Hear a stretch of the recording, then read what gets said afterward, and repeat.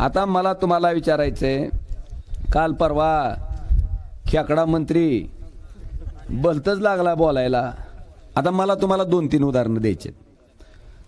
Boiler कोंबडीचं अंड माहिती आहे का हो तुम्हाला? माहिती आहे का? त्याला बाप असते का हो? अरे विचारायला सांगा की. तुमचं जरशा गाईचं वासरू, त्याला बाप असते का हो? असते का? मग अशी बॉयलर कोंबडीची अंडी, जरशा गाईची वासरं जर मला माझ्या बापाबद्दल बोलत असतील तर बापानो, तुम्ही कुणाच्या पोटी जन्म घेतलाय, मी कुणाच्या पोटी जन्म घेतलाय मला माहिती आहे. कृपा करून माझ्या वडिलांबद्दल बोलू नका ना. बरं, त्यांचं म्हणणं असं आहे की माझ्या वडिलाच्या हत्येचं राजकारण ओमराजे करतो. अरे राजेसाहेब जिवंत असते तर हा ओमराजे बघायला बी भेटला नसता ना. कशाला माझं इंजिनिअरिंग करून मी काम केलं असतं ना. मी आलो कुणामुळं? बरं, त्याच्या पुढचं माझं म्हणणं आहे की आजपर्यंतच्या भाषणात, आत्ताच्या ह्या निवडणुकीत मी एकदा तरी काढला का हो विषय? मग काय ह्यांना खाजून अवधान यायला लागले? बरं, माझ्या वडिलाची हत्या झाली ही काय खोटी गोष्ट आहे का? कशामुळं झाली?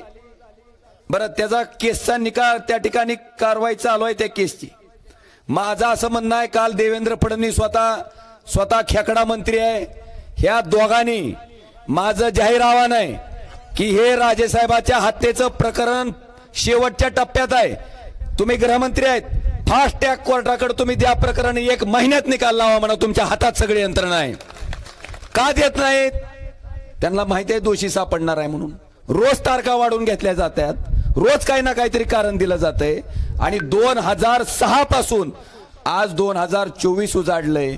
फक्त प्रकरण वाढवायचं काम होतंय. आता सरकारी यंत्रणा तुमच्या बाबतीत आहे, तुमचं सरकार आहे, सगळं तुमच्या ताब्यात आहे, केंद्रातलं बी राज्यातलं बी. माझं त्यांना आव्हान आहे की तुम्ही तुमची यंत्रणा वापरून महिन्यात काय तर दूध का दूध, पाणी का पाणी करून टाका ना म्हणाव, सिद्ध तर होऊन जाईल. पण कृपा करून मला डागण्या द्यायचं काम करू नका. दुसरं, तिसरंच लागलं बुकायला.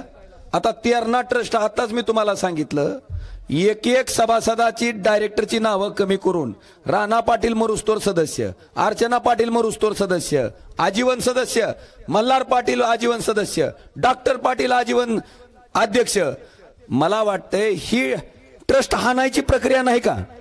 मग हाणली कोणी? ह्या ट्रस्टच्या बाबतीत कैलासवासी पवनराजे निंबाळकर साहेबांनी कोर्टात प्रकरण दाखल केलं होतं. राजेसाहेब वारल्याच्या नंतर 13व्या दिवशी ती प्रकरण काढून टाकण्यात आलं. आणि त्या ट्रस्ट बद्दल जर ही नालायक माणसं राजेसाहेबाबद्दल बोलत असतील तर ह्यांच्या करावी तेवढी बुद्धीची कीव कमी आहे. राजेसाहेबाबद्दल डीसीसी बँकेचा आरोप तुम्ही केला.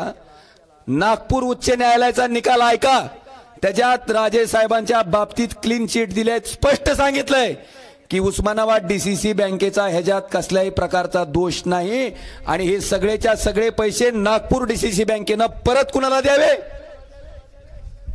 मग ह्या निचाड माणसाला मला विचारायचंय की राजेसाहेबाच्या नावानं तुम्ही कशामुळे आज ते हयात नसताना बोलताय? आणि माझं त्यांना जाहीर आव्हान आहे की काल जी काय तानाजी सावंत वकलेत, त्याच्याबद्दल उद्याच्या येणाऱ्या निवडणूक व्हायच्या आधी राणा पाटलानं आणि तानाजी सावंत साहेबांनी दोघांनी बी जी काय वकावकी केली त्याच्याबद्दल मी जे आवाहन केलंय ह्याच्या बाबतीत जाहीर प्रेस घेऊन सांगावं आणि मग राजेसाहेबांवर आरोप करावे. हे माझं आजच्या कार्यक्रमाच्या निमित्तानं त्यांना जाहीर आव्हान आहे.